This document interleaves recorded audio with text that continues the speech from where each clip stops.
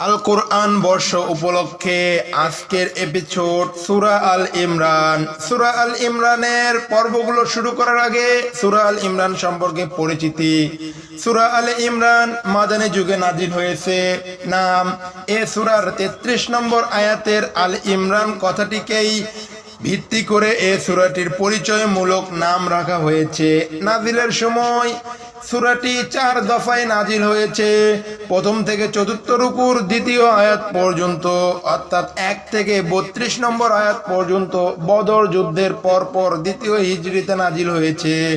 33 থেকে 71 নম্বর আয়াত পর্যন্ত, সপ্তম রুকুর শেষ পর্যন্ত নবম হিজরিতে। ওই সময় নাজিল হয় যখন নাজরান থেকে একদল খ্রিস্টান প্রতিনিধি দল রাসূল সাল্লাল্লাহু আলাইহি ওয়াসাল্লাম এর সাথে দেখা করতে আসে। 33 থেকে 71 নম্বর আয়াত পর্যন্ত, অর্থাৎ সপ্তম রুকুর শেষ পর্যন্ত নবম হিজরিতে। ওই সময় নাজিল হয় যখন নাজরান থেকে একদল খ্রিস্টান প্রতিনিধি দল রাসূল সাল্লাল্লাহু আলাইহি ওয়াসাল্লামের সাথে দেখা করতে আসে। তৃতীয় পর্যায় অষ্টম রুকুর শুরু থেকে 12তম রুকুর শেষ পর্যন্ত, অর্থাৎ 72 থেকে 120 নম্বর আয়াত পর্যন্ত এক বা একাধিক ভাষণ হিসেবে নাজিল হয়। এই আয়াতগুলো বদর উহুদ যুদ্ধের মাঝামাঝি নাজিল হয়েছে। দ্বিতীয় হিজরির রমজান মাসে বদরের যুদ্ধ এবং তৃতীয় হিজরির শাওয়াল মাসে উহুদের যুদ্ধ সংঘটিত হয়।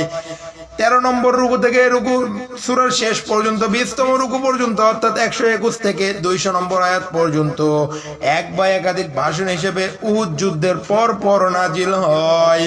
নাজিলের পরিবেশ, সূরা আল বাকারার 15 ও 16 নম্বর রুকুতে মুসলিমদেরকে যে কঠিন বিপদ মুসিবত সম্পর্কে সতর্ক করে দেয়া হয়েছিল, বদর যুদ্ধের পর তা ব্যাপক আকারে দেখা দিল। বদর যুদ্ধে মুসলিমদের বিজয়ে গোটা আরব খেপে গেল। মক্কার কুরাইশদের নেতৃত্বে ছোট বড় সব শক্তি মদিনার ছোট্ট ইসলামী রাষ্ট্রটিকে ধ্বংস করার জন্য উঠে পড়ে লেগে গেল। রাসূল সাল্লাল্লাহু আলাইহি ওয়াসাল্লাম মদিনায় এসে এই চারপাশের ইহুদি গোত্র সমূহের সাথে চুক্তি করেছিলেন। সে অনুযায়ী মদিনার উপর হামলা হলে মুসলিমদের সাথে মিলে তাদেরকেও মদিনা রক্ষা করার জন্য চেষ্টা করার কথা, কিন্তু তারা এই চুক্তির বিপরীতেই কাজ শুরু করলো। বনি কাইনুকা গোত্র প্রকাশ্যে বিরোধিতা করায় তাদেরকে রাসূল সাল্লাল্লাহু আলাইহি ওয়াসাল্লাম এলাকা থেকে বিতাড়িত করলেন। এতে সব ইহুদি গোত্রের শত্রুতা আরো বেড়ে গেল। মদিনার মুনাফিকদের কারণে মুসলিমদের সমস্যা কঠিন হয়ে পড়লো। ঘরের শত্রু হিসেবে তাদের ক্ষতি থেকে বাঁচার জন্য সব সময় সাবধান থাকতে হতো। এমনকি রাসূল সাল্লাল্লাহু আলাইহি ওয়াসাল্লাম এর উপর হামলা হওয়ার ভয়ে সাহাবায়ে কেরাম হামেশা তাকে পাহারা দিতে লাগলেন। কুরাইশরা বদরের যুদ্ধে পরাজিত হওয়ার পর এক বদলা নেয়ার উদ্দেশ্যে 3000 বীরের এক বাহিনী নিয়ে তৃতীয় হিজরির শাওয়াল মাসে মদিনায় আক্রমণ করে বসলো। মাত্র কয়েক হাজার মুজাহিদ নিয়ে রাসূল সাল্লাল্লাহু আলাইহি ওয়াসাল্লাম যুদ্ধে রওনা হলেন, কিন্তু মুনাফিক নেতা আব্দুল্লাহ বিন উবাইয়ের নেতৃত্বে 300 লোক পালিয়ে এলো। মুসলিম বাহিনীকে হিম্মতহারা করার উদ্দেশ্যে বাকি 700 লোক, এর মধ্যে কিছু মুনাফিক ছিল যারা বিভেদ সৃষ্টির চেষ্টা করলো। এভাবেই মুসলিম বাহিনী ঘরের শত্রুদেরকে চিনে নিল। উহুদের যুদ্ধে মুসলিম বাহিনীর পরাজয়ের পিছনে ওই মুনাফিকদের ষড়যন্ত্র ছাড়াও মুসলিমদের মধ্যে কিছু দুর্বলতা ধরা পড়লো, যা দূর না হলে ভবিষ্যতে জয়ের আশা করা যায় না। তাই সূরাটিতে যুদ্ধের পূর্ণ পর্যালোচনা করে তাদেরকে সংশোধন করা হয়েছে। এরই ফলে পরবর্তী যুদ্ধগুলোতে একটানা বিজয় আসতে থাকে।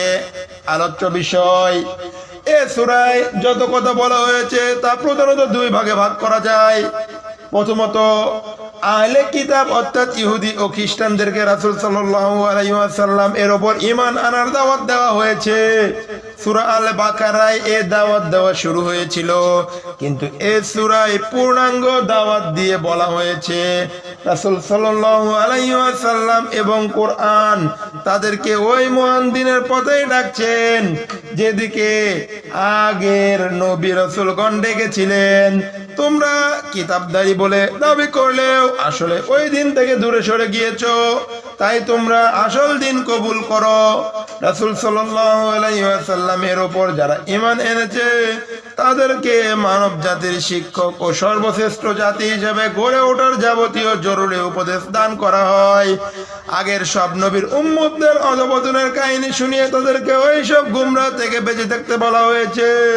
মানব জাতির পরিপূর্ণ সংশোধনের জন্য কিভাবে কাজ করা উচিত এবং যারা বিধান দিচ্ছে তাদের সাথে কেমন ব্যবহার করা হবে এ বিষয়ে হেদায়েত দেওয়া হয়েছে।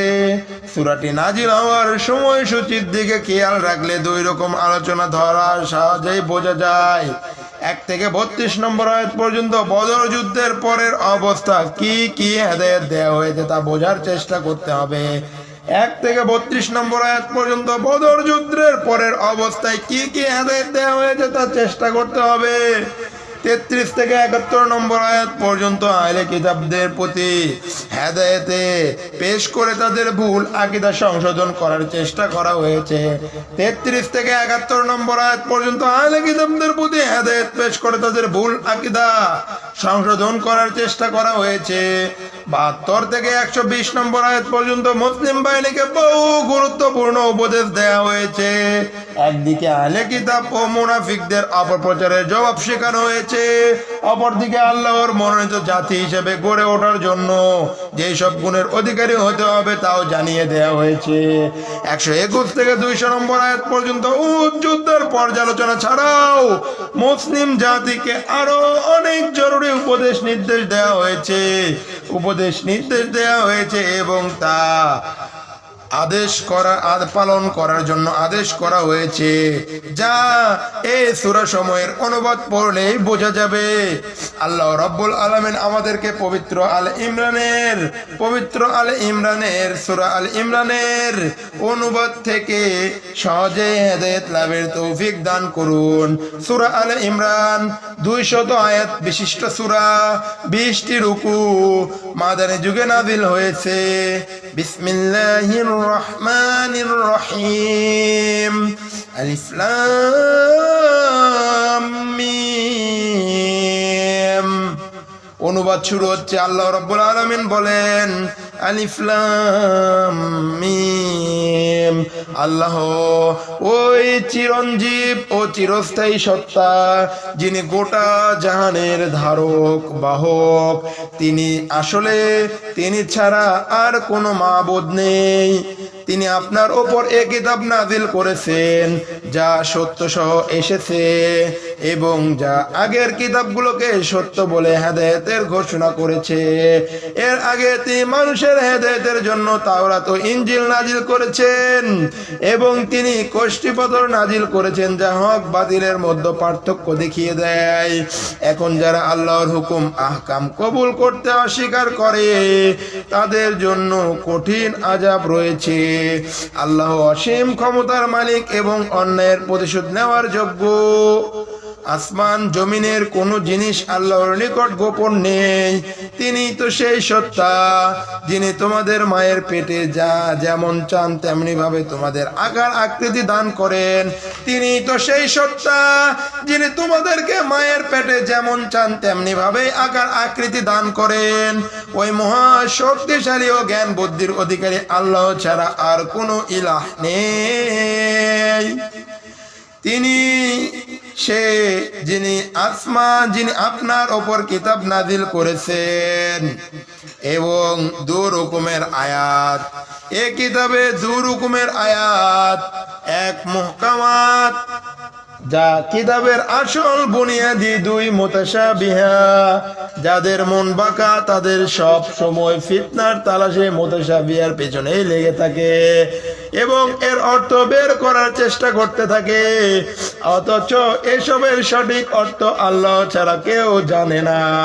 অপরদিকে যারা ইলমে পাকা তারা বলে, আমরা এর ওপর ঈমান এনেছি, এসবই আমাদের রবের কাছ থেকে এসেছে, আর এটাই সত্য যে একমাত্র বুদ্ধিমান লোকই কোনো বিষয় থেকেই সঠিক উপদেশ হাসিল করতে থাকে। তারা আল্লাহর কাছে দোয়া করে, হে আমাদের রব, যখন তুমি আমাদেরকে সঠিক পথে চলিয়েছো তখন আমাদের দিলকে বাঁকা করে দিও না, আমাদেরকে তোমার দয়ার ভান্ডার থেকে রহমত দান করো, কেননা আসল দাতা তো তুমি। হে আমাদের রব, একদিন তুমি অবশ্যই সব মানুষকে একত্র করবে, দিনটি আসল ব্যাপার আসার কোনো সন্দেহ নেই, তুমি কখনো ওয়াদার খেলাপ করো না। 1 নম্বর রুকু শেষ হলো, 2 নম্বর রুকু শুরু হচ্ছে। যারা কুফরির পথে চলেছে, আল্লাহর বিরুদ্ধে তাদের মাল ও সন্তানাদি কোনো কাজে আসবে না, তারা দোজখের লাকড়ি হয়েই থাকবে। তাদের পরিণাম ওই রকম হবে যেমন ফেরাউনের সাথীও তাদের আগের নাফরমান লোকদের হয়েছে। তারা আমার আয়াতসমূহকে মিথ্যা বলে উড়িয়ে দিয়েছে, ফলে আল্লাহ তাদের গুনাহসমূহের কারণে তাদেরকে পাকড়াও করলেন। সত্যি আল্লাহ কঠোর শাস্তিদাতা। অতএব হে মুহাম্মদ, যারা আপনার দাওয়াত কবুল করতে অস্বীকার করেছে তাদেরকে বলে দিন, ওই সময়টা কাছে যখন তোমরা পরাজিত হবে এবং তোমাদের দোজখের দিকে হাঁকিয়ে নিয়ে যাওয়া হবে। আর দোজখ বড়ই খারাপ ঠিকানা। তোমাদের জন্য সেই 2 দলের মধ্যে একটি নিদর্শন ছিল, যারা বদরে একে অপরের সাথে লড়াই করেছিল। একদল আল্লাহর পথে লড়াই করেছিল, আর অপর দলটি কাফির ছিল। চোখের দেখায় লোকেরা দেখছিল কাফিররা মুমিনদের দ্বিগুণ, কিন্তু শেষ ফল প্রকাশ করলো। আল্লাহ যাকে দেন তাকে হৃদয় দান করেন। যাদের চোখ আছে তাদের জন্য এর মধ্যে বিরাট উপদেশ রয়েছে। মানুষের জন্য তাদের পছন্দসই জিনিস, নারী, সন্তান, সোনার উপর স্তূপ, বাছাই করা ঘোড়া, পালিত পশু ও চাষের জমি খুবই কামনার বিষয় বানিয়ে দেওয়া হয়েছে। কিন্তু এইসব বনি দুনিয়ার কদিনের জীবিকা মাত্র। আসলে যা ভালো আশ্রয় তা তো আল্লাহর কাছে আছে। হে নবী, আপনি বলুন, আমি কি তোমাদেরকে বলবো যে ওইসব থেকে ভালো জিনিস কি? যারা তাকওয়ার নীতি পালন করে তাদের জন্য তাদের রবের নিকট বাগান আছে, যার নিচ দিয়ে ঝর্ণা বয়ে যায়, সেখানে তারা চিরজীবন লাভ করবে। পাক পবিত্র বিবিগণ তাদের সাথী হবে এবং তারা আল্লাহর সন্তুষ্টি লাভ করবে। আল্লাহ তার বান্দাদের উপর গভীর দৃষ্টি রাখেন। তারা ওই সব লোক যারা বলে, হে আমাদের রব, আমরা ঈমান এনেছি, আমাদের গুনাহ মাফ করো, আমাদেরকে আগুনের আযাব থেকে রক্ষা করো। ওই সব লোক ধৈর্যশীল, সত্যপন্থী, অনুগত, দানশীল এবং শেষ রাতে আল্লাহর কাছে গুনাহ মাফ চায়। আল্লাহ নিজে এই কথার সাক্ষ্য দিয়েছেন, তিনি ছাড়া আর কেউ মাবুদ নেই। ফেরেশতা ও সব আলিমি সততা ও ইনসাফের সাথে এই কথার সাক্ষী যে সত্যি ওই মহা শক্তিশালী পরম জ্ঞান বুদ্ধির মালিক আল্লাহ ছাড়া আর কোনো মাবুদ নেই। আল্লাহ ছাড়া আর কোনো মাবুদ নেই। আল্লাহর কাছে ইসলামী একমাত্র দিন। যাদেরকে কিতাব দেওয়া হয়েছে তারা ওই দিনকে বাদ দিয়ে যেই সব পথ বের করে নিয়েছে, কারণ ছাড়া আর কিছুই ছিল না তার কারণ ছাড়া আর কিছুই ছিল না তাদের কাছে। ইলম আসার পরেও তারা একে অপরের সাথে বাড়াবাড়ির উদ্দেশ্যে এরূপ করেছে। আর যে আল্লাহর আদেশ ও হেদায়েত মেনে চলতে অস্বীকার করে, তার কাছ থেকে হিসাব নিতে আল্লাহর মোটে দেরি লাগে না। এখন যদি এই সব লোক আপনার সাথে ঝগড়া করে, তাহলে তাদেরকে বলুন, আমিও আমার অনুসারীরা তো আল্লাহর নিকট আত্মসমর্পণ করে দিয়েছি। এরপরে যারা আহলে কিতাব নয় তাদেরকে জিজ্ঞেস করুন, তোমরাও কি তার আনুগত্য করছো? যদি তারা আনুগত্য করে থাকে তাহলে সঠিক পথ পেয়ে গেছে, আর যদি তারা তা থেকে মুখ ফিরিয়ে নেয় তাহলে আপনার উপর শুধু দাওয়াত পৌঁছানোই দায়িত্ব, হেদায়েত করার দায়িত্ব ছিল না। আল্লাহ নিজেই তার বান্দাদের অবস্থা দেখেন। দ্বিতীয় রুকু শেষ হলো, আগামী পর্বে তৃতীয় রুকু থেকে শুরু হবে সূরা আল ইমরান। আল্লাহ রাব্বুল আলামিন আমাদের সবাইকে হেদায়েত করুন, আমাদের গুনাহসমূহ ক্ষমা করুন, আমাদেরকে আল কোরআনের হেদায়েত থেকে হেদায়েত লাভ করে নিজেদের জীবনকে কোরআনের আলোয় আলোকিত করার তৌফিক দিন। আল্লাহুম্মা আমিন।